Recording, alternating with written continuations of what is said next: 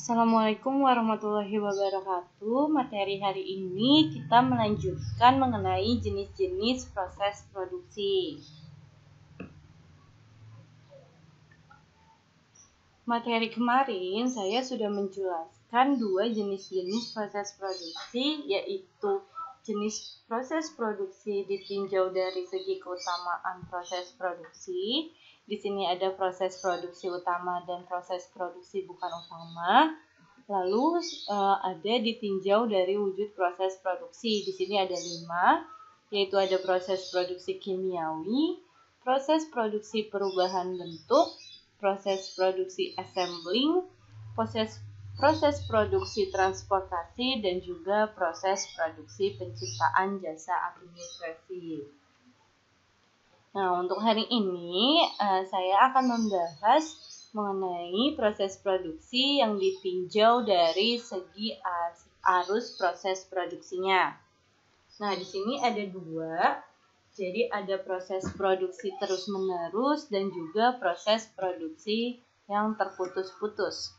Untuk proses produksi terus-menerus, yaitu adalah suatu proses produksi di mana proses produksi tersebut mempunyai pola atau urutan proses produksi yang pasti dan tidak berubah-ubah dari waktu ke waktu. Jadi di sini prosesnya itu sudah pasti dan tidak akan berubah-ubah.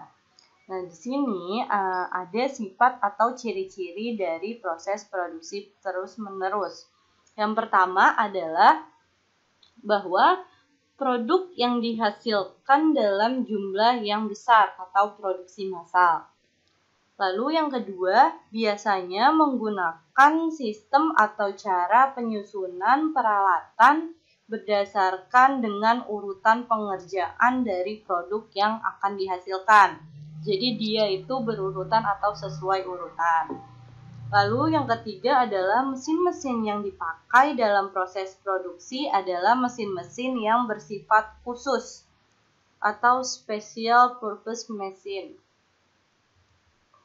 Lalu selanjutnya yang keempat itu karyawan tidak perlu mempunyai keahlian atau skill yang tinggi karena mesin-mesinnya bersifat khusus dan juga otomatis.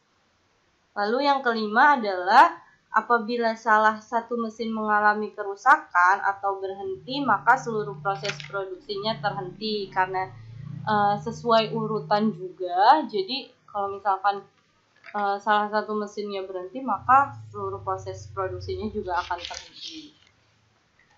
Lalu selanjutnya, ciri yang selanjutnya adalah jumlah tenaga kerja tidak perlu banyak karena mesin-mesinnya bersifat khusus. Lalu persediaan bahan mentah dan juga bahan dalam proses lebih sedikit dari proses produksi terputus-putus. Dan yang terakhir cirinya itu adalah biasanya bahan-bahan dipindahkan dengan menggunakan tenaga mesin. Selanjutnya untuk proses produksi terputus-putus, ini adalah proses produksi di mana proses produksi tersebut mempunyai beberapa pola atau urutan pelaksanaan produksi dalam perusahaan yang bersangkutan sejak bahan baku itu sampai dan akan menjadi produk akhir. Jadi dia tidak sesuai urutan, jadi ada beberapa pola atau urutan dalam pelaksanaannya. Di sini pola pelaksanaan produksi yang digunakan itu hari atau bulan. Nah, di sini juga akan berbeda-beda dengan pola atau urutan pelaksanaan proses produksi pada bulan yang lalu ataupun bulan yang akan datang.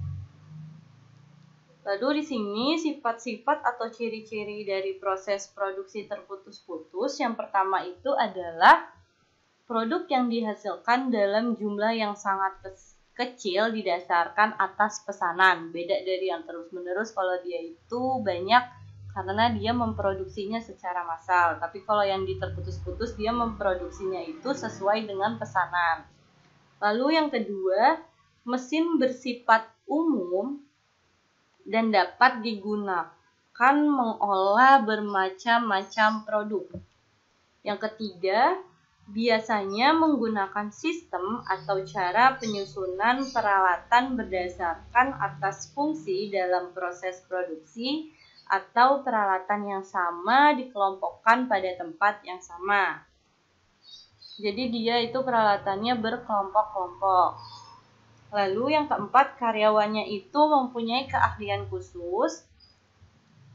Yang kelima, proses produksinya tidak mudah terhenti walaupun terjadi kerusakan salah satu mesin atau peralatan.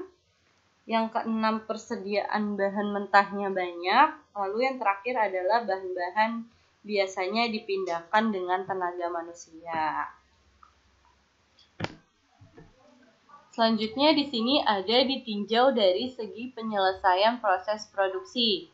Nah, di sini ada 5 tipe, dari tipe A sampai tipe E. Maaf, yang ini salah, seharusnya adalah tipe E.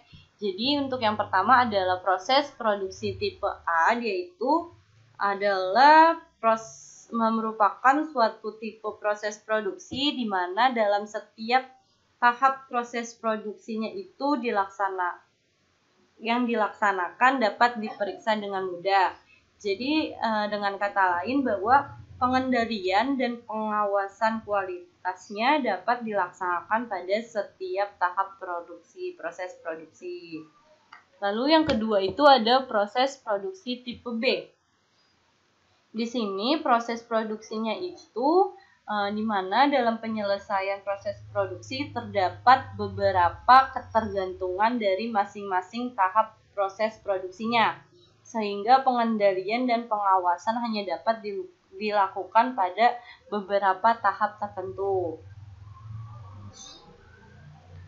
Kalau yang di tipe A jadi pengawasan dan pengendaliannya di setiap tahap, tapi kalau di produksi tipe B ini dia itu pada beberapa tahap saja. Lalu untuk proses produksi tipe C, yaitu merupakan proses produksi dengan jalan melakukan proses penggabungan atau pemasangan, yaitu assembling dari komponen-komponen menjadi produk jadi. Selanjutnya proses produksi tipe D itu dia itu adalah proses produksi yang menggunakan mesin dan peralatan yang terotomatisasi dan dilengkapi dengan alat pengendalian serta pengawasan prosesnya.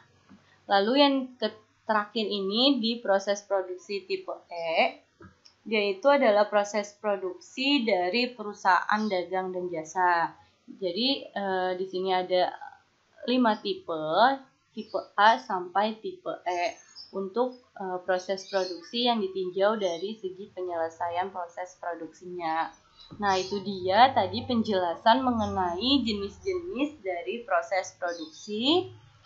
Sebelumnya mungkin kalian bisa membaca kembali di buku LKS dan semoga kalian bisa paham dan mengerti dengan penjelasan untuk materi hari ini. Sekian dari saya dan terima kasih.